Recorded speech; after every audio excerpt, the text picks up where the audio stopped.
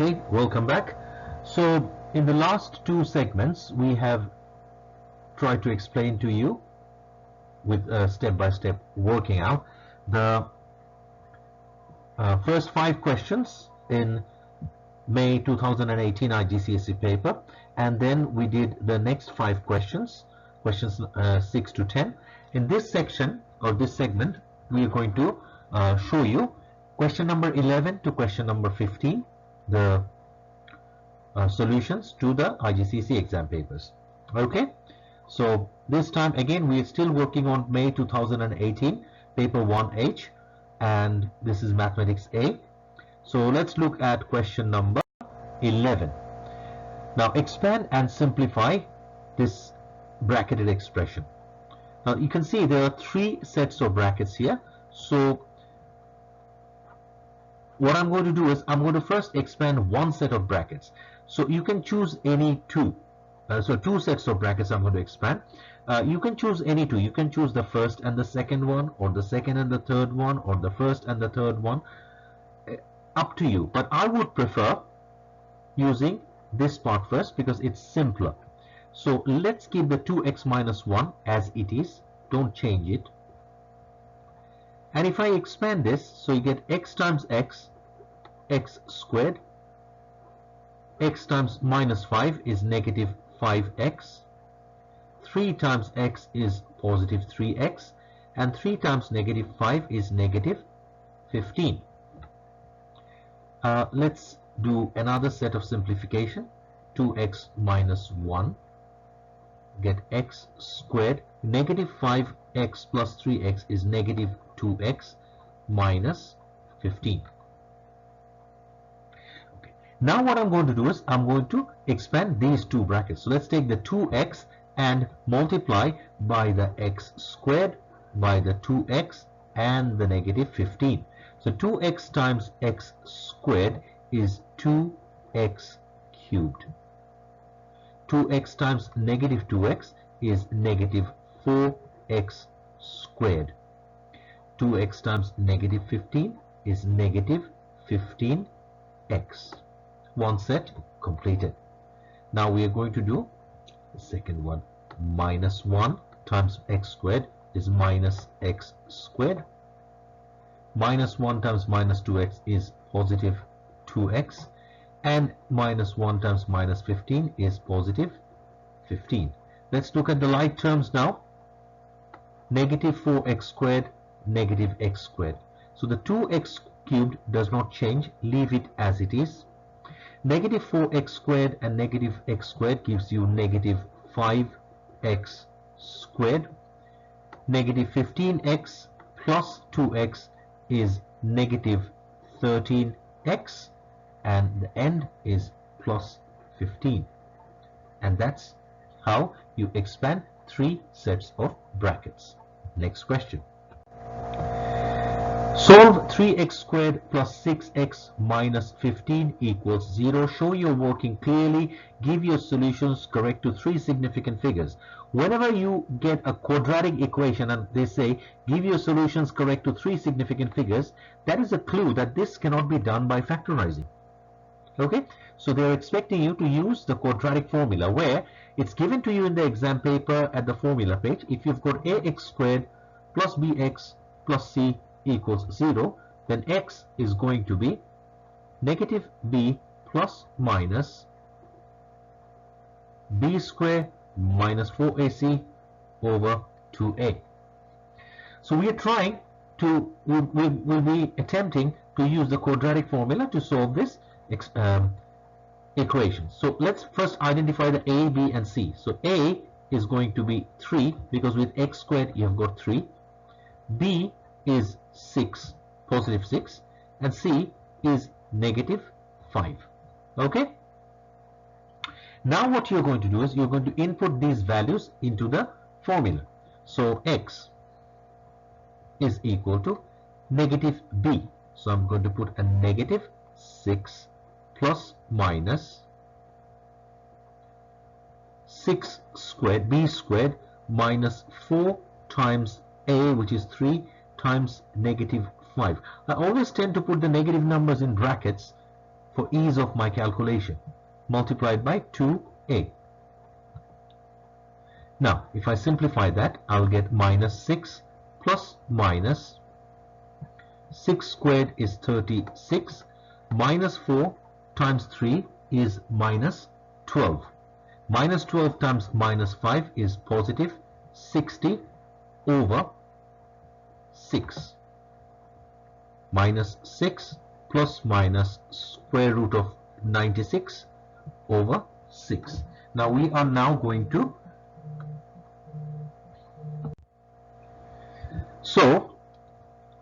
we have got minus 6 plus minus square root of 96 over 6. So the two values of x are going to be negative 6 plus square root of 96 over 6 and negative 6 minus square root of 96 over 6. At this stage you can use your calculator to find out the value correct to three significant figures. So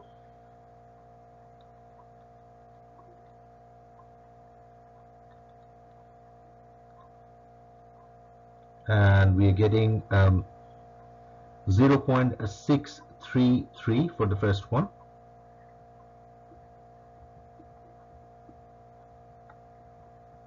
and for the second one you will get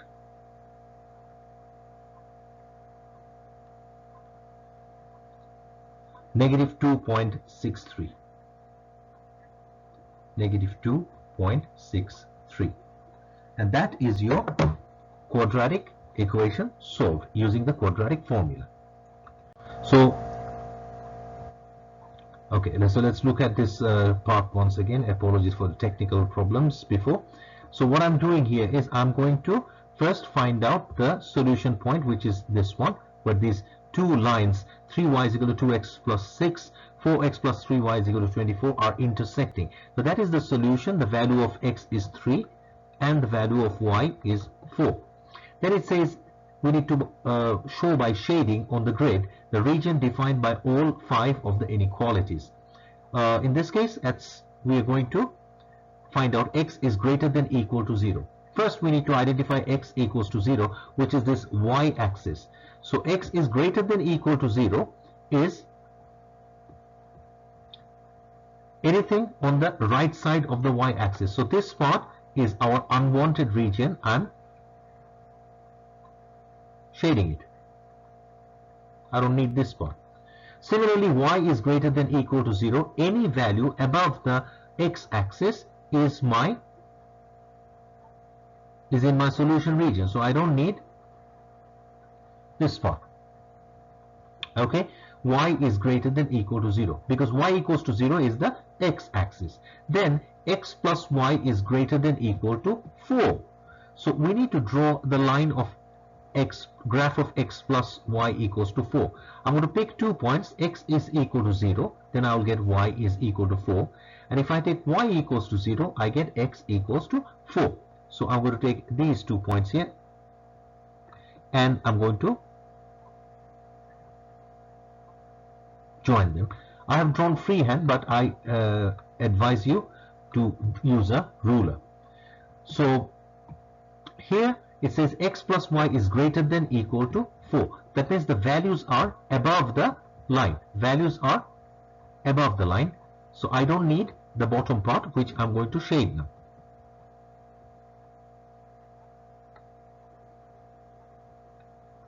Okay. Then you have got 3y less than 2x plus 6. 3y is less than 2x plus 6. This line. So it's less than. So the values are below the line, so I don't need the part above, so I'm going to shade that part as well.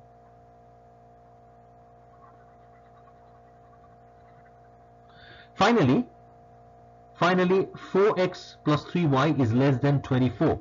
4x plus 3y is this line is equal to 24, so it's less than, so the values are below the line because it's less than, so I don't need the part above, so I am going to shade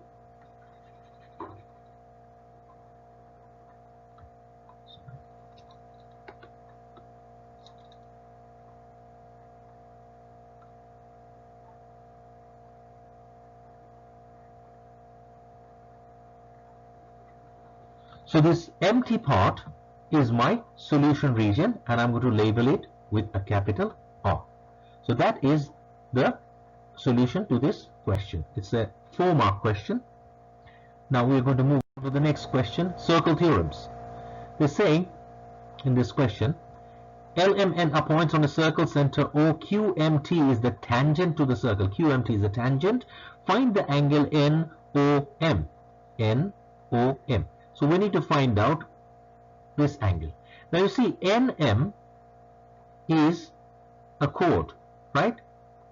And the angle subtended by this chord NM at the circumference is 27, and at the center it's NOM. We know that the angle at the center is twice the angle at the circumference if they're enclosed by the same chord.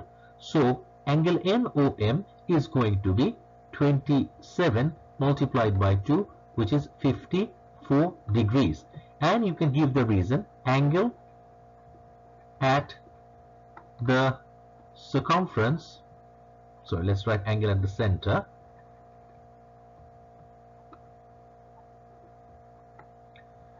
is twice the angle at the circumference subtended by the same arc.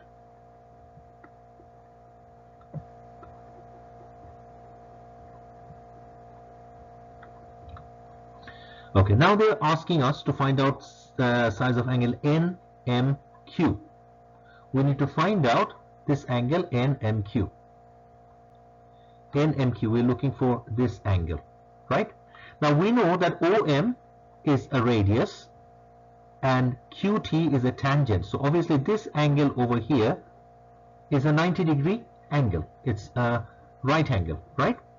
Now if I take this triangle here, ONM, if I take the triangle, I'm taking it out of the circle, O. Right. We've just worked out that angle at 54 degrees. Now ON and OM are radius of the same circle, so they are equal, right? So it's an isosceles triangle, so angle OMN, this angle, angle OMN will be 180 degrees minus 54 degrees divided by 2. So 180 minus 54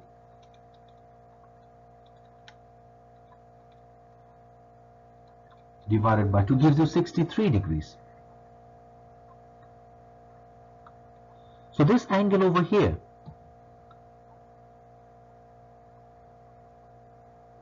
is 63 degrees. The full angle is 90 degrees.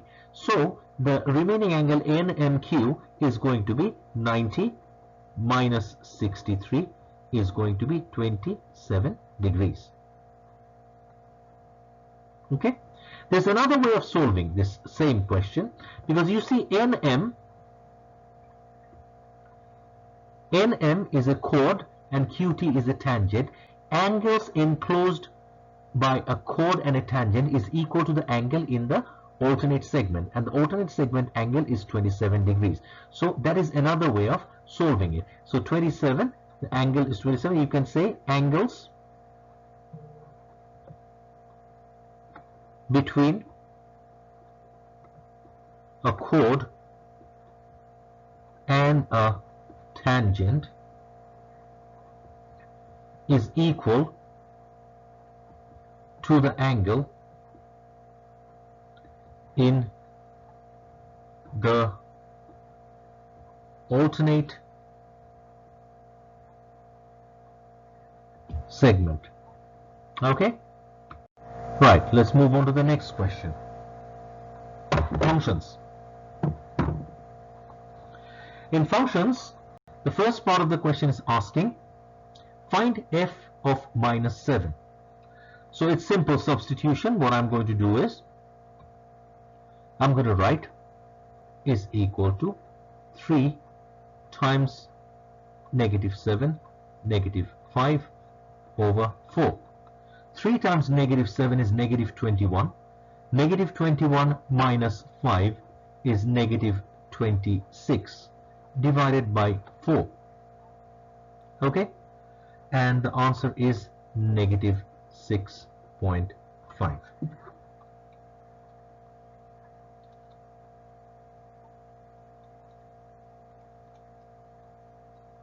Okay, first part was pretty simple, straightforward. Then the next part is saying express the inverse function f inverse 1 in the form of f inverse x.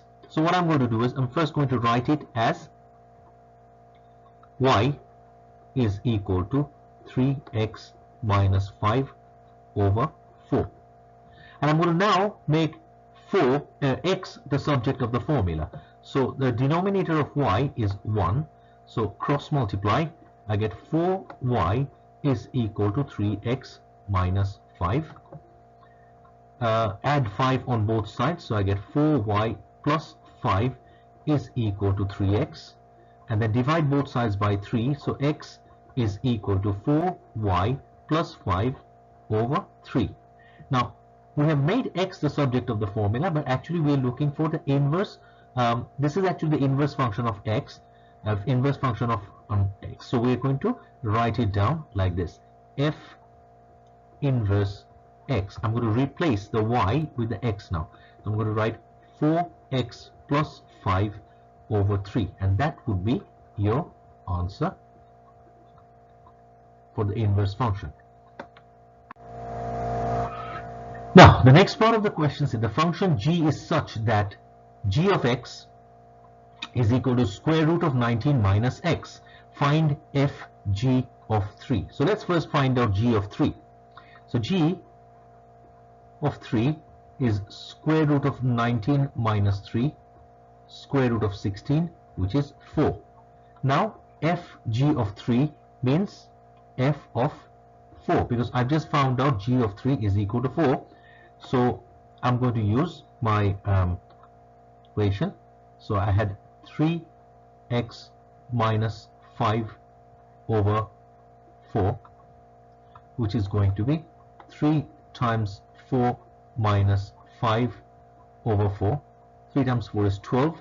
12 minus 5 is 7 over 4, and that's 1.75. Okay? Okay. Now the next part, which values of x cannot be included in any domain of G? Now you see, in domain of G it's a square root, and you cannot square root a negative number. So my answer here is going to be 19 minus x has to be greater than or equal to 0. Because if it's less than 0, if it's equal to 0, g of x, if 19 minus x is equal to 0, it has a value. But if it's less than 0, then it becomes undefined, because you cannot square root a negative number. So in this case, we just treat it as 19 minus x is greater than equal to 0. I'm going to add x on both sides. So 19 is greater than equal to x, or x has to be less than or equal to 19. And this values of x has to be greater than or less than or equal to 19. So the values of x that cannot be included in any domain of G is x cannot be greater than 19. X greater than 19 cannot be in this domain of G. Okay, the values of x that cannot be included is x greater than 19. Okay, let's move on to the next question. Simplify fully. 256 x to the power of 20 over y to the power of 8 all to the power of 1 over 4. Okay, so what I'm going to do here is I'm going to first multiply the powers, right? Because powers outside the brackets and powers inside the brackets will be multiplied. But don't forget, the 1/4 is also going to be applicable to 256. So I do 256 to the power of 1/4, x to the power of 20 times 1/4, and y to the power of 8 times 1/4.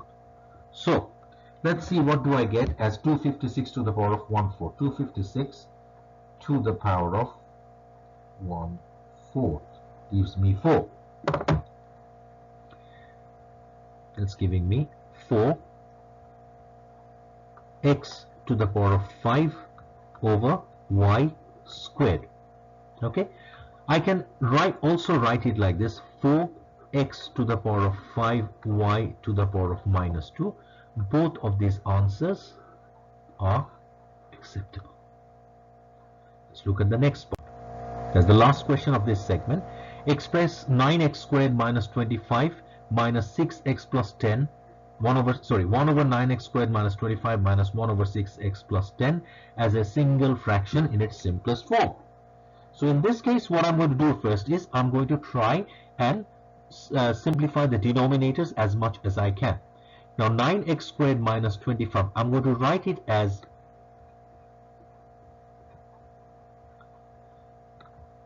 3x all squared minus 5 all squared, and here I'm going to factorize this, take the 2 out of the brackets. I would write 3x plus 5.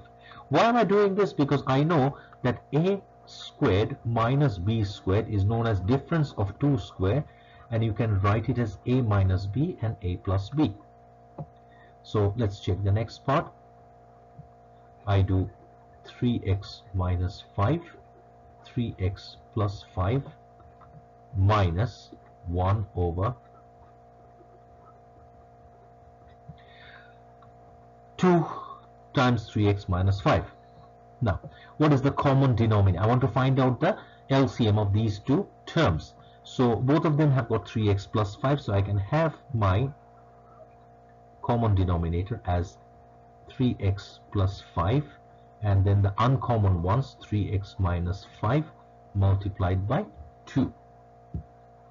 So what is this going to be? I've already got 3x minus 5, 3x plus 5. So if I multiply that by 2, okay, I multiply that by 2 and multiply that by 2, I get 2 here. In this one, I have to multiply that by 3x minus 5, and here also 3x minus 5. So I get minus. Okay, make sure you keep the 3x minus 5 in brackets. So then I'm going to get, write a different ink, 2 minus 3x plus 5 over 2 3x plus 5 3x minus 5, and I'm going to get 5 plus 2 is 7, so I'm getting minus 3x plus 7 over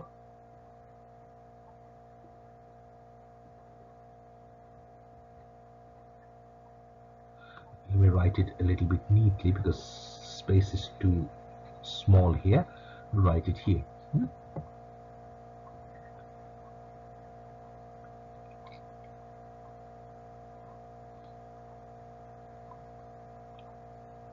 So I will get 2 plus 5 is 7 minus 3x over